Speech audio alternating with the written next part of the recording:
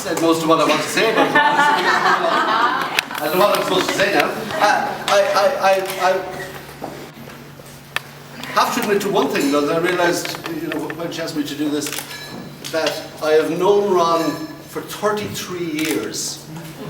Now you might ask, how could a little boy in short pants possibly know a little girl in a crib? As they used to say in the Catholic Church, it's a mystery. And we'll leave it at that. But from the first time I met her to right today, the qualities, it seemed to me, were there and have remained the same. Qualities of emotional intelligence, kind of serenity, beauty, inside and out, have all remained throughout the years that I have known her. And it hasn't surprised me at all that she has also been, if you like, a wanderer on the art scene, as Emer has described, or a searcher. And therefore it wasn't a surprise to me that, or rather actually it was a surprise, and I'll explain why in a moment, but it wasn't a surprise to me when I started reading this book why she wanted so much to write this book. Because it is a kind of a Bible. Early on she describes theatre as her secular church, again, which would not surprise most of us, and many of us would agree with that idea as well. So it didn't surprise me at all. However, what did surprise me was that, was it 3-4 years ago? I can't remember when the conversation first arose. It might have been at one of the Dublin 3 literary salons with me and Roddy and Ron and Mark that we have every 2 weeks. Or it might have been walking through Fairview Park, which is equidistant from where we live. But she mentioned to me she was writing a book about clown. And because of course I fell into that trap. Well, first of all, once she said that, I didn't listen beyond that.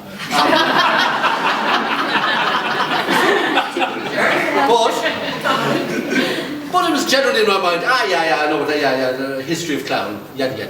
That's what that'll be. That'll be all about where clowns came from and how they dress and what they do and all the rest of it. And so, the years pass, I'm bumping into her now and then. I ask her how it's getting on. She says it's getting on fine. She may tell me more about it, I don't know. Because once the word clown is said, I stop listening. That's it.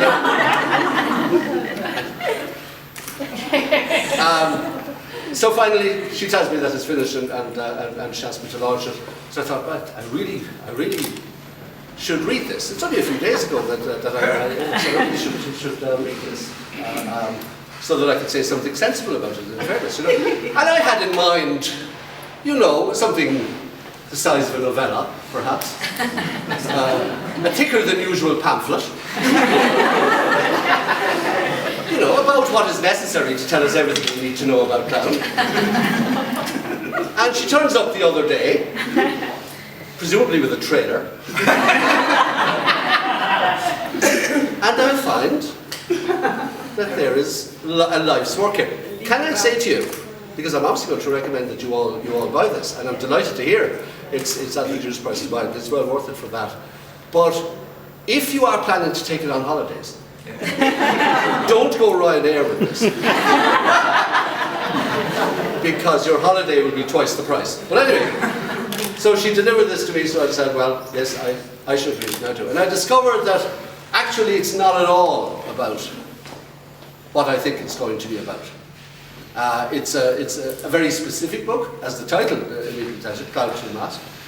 It's the story of a journey.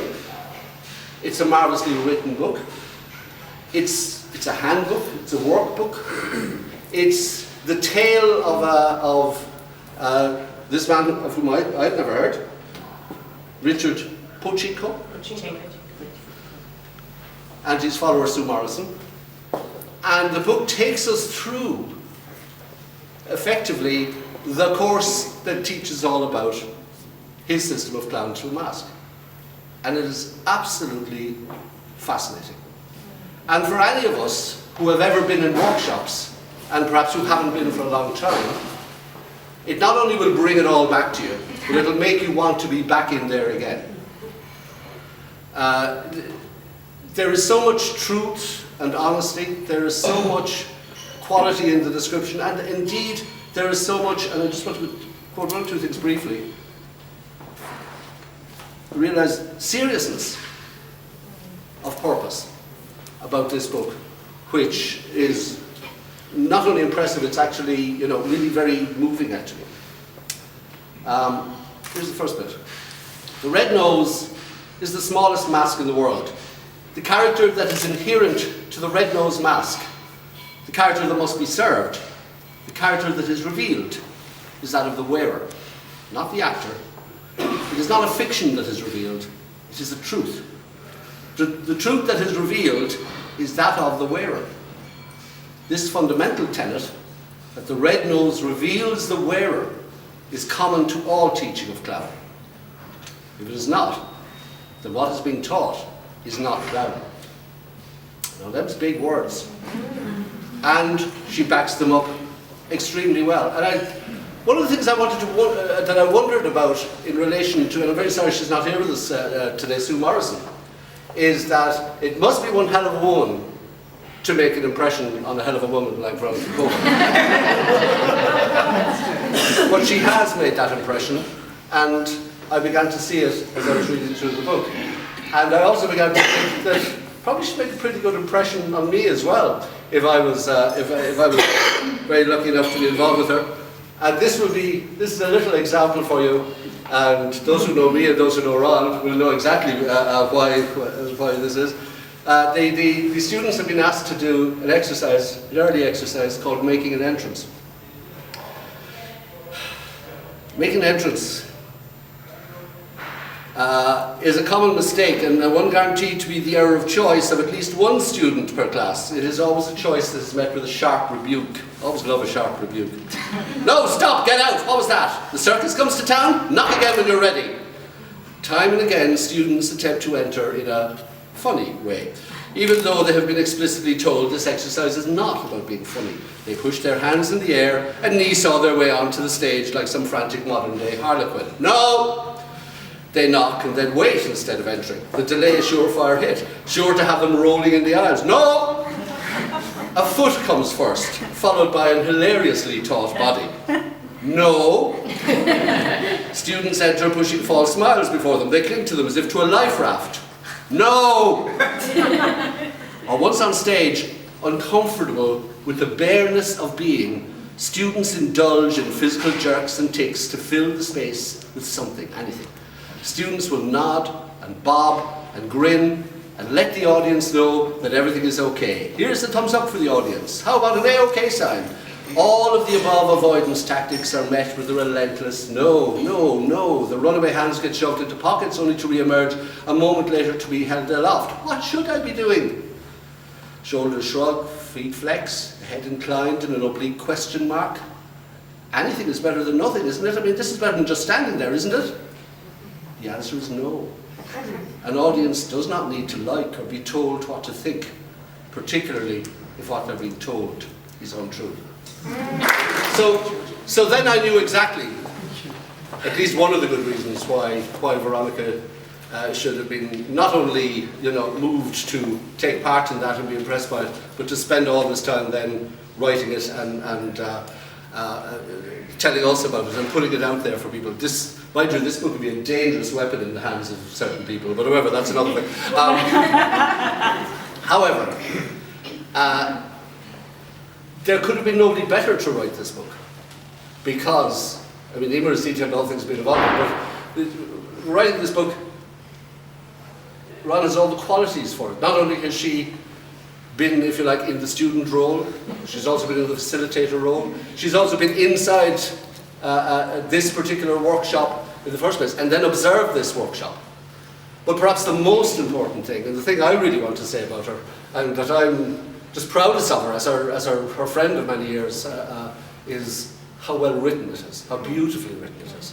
What a fine writer she is. Wow. And this workshop could not have been better served. So that at times, actually, part of the interesting things about this book is that it almost works. I find it almost like a novel sometimes, because it does proceed, you know, through the days, through the things, and you want to know what happens next. What did that happen? And even though she doesn't name the participants or name the students, gradually in their quotations, especially any of us who've been involved in workshops, you can make them up. You know the ones. You know them.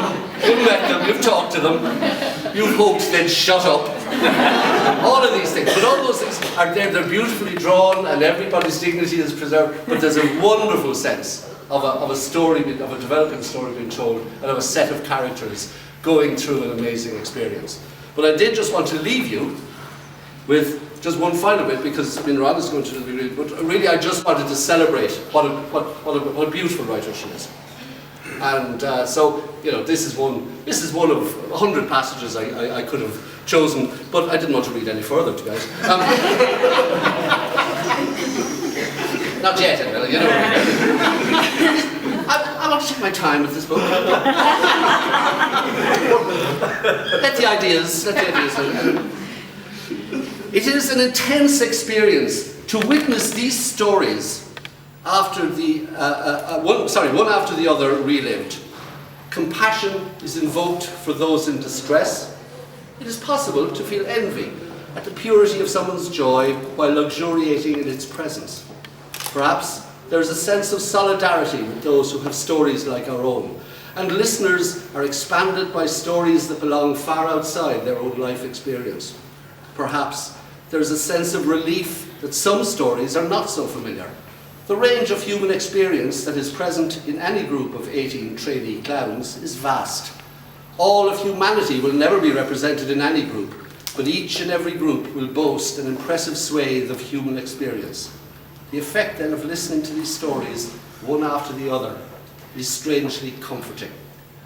The effect then of listening to these, what occurs is in this listening circle is the essence of what occurs in clown theatre. Truth in the form of fiction is shared. Truth in the form of very real emotion, real rage, pure love. Wow.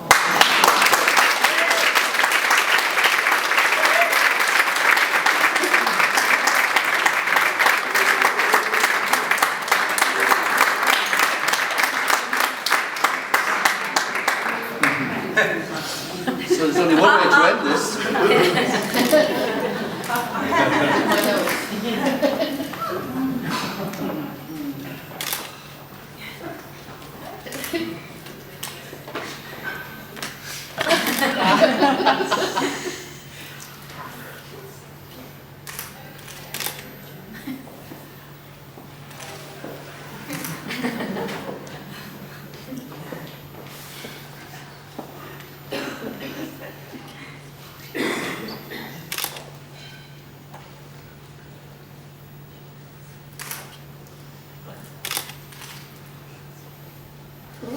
Ha ha ha!